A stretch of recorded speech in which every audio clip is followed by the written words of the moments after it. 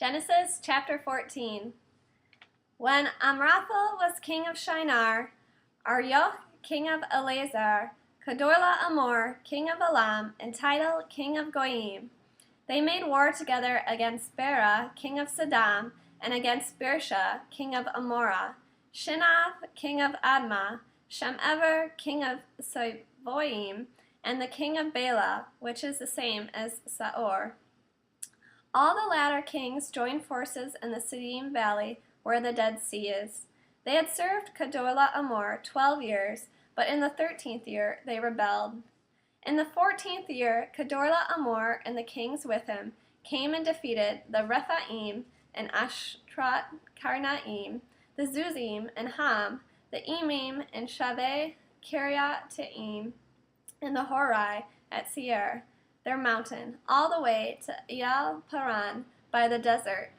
Next they turned back, came to En Mishpat, which is the same as Kadesh, and defeated all the country of the Amaleki, and also the Amorite, who lived in Hatzatzon Tamar.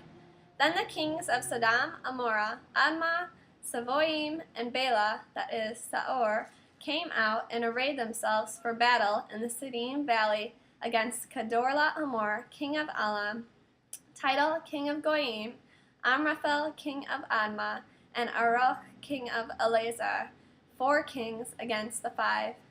Now the Siddim valley was full of clay pits, and when the kings of Sodom and Amorah fled, some fell into them, while the rest fled to the hills.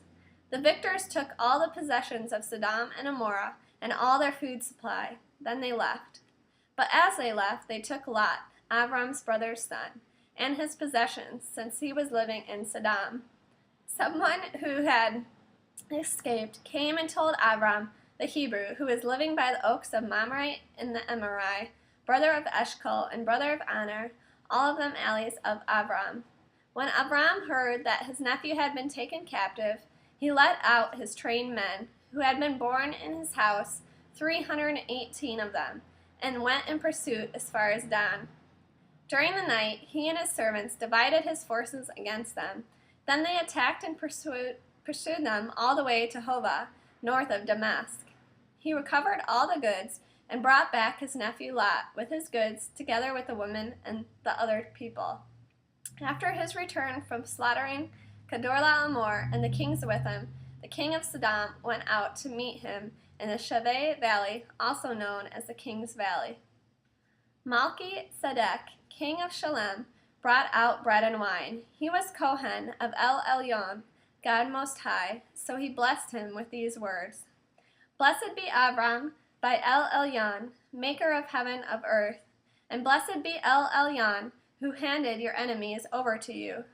Avram gave him a tenth of everything.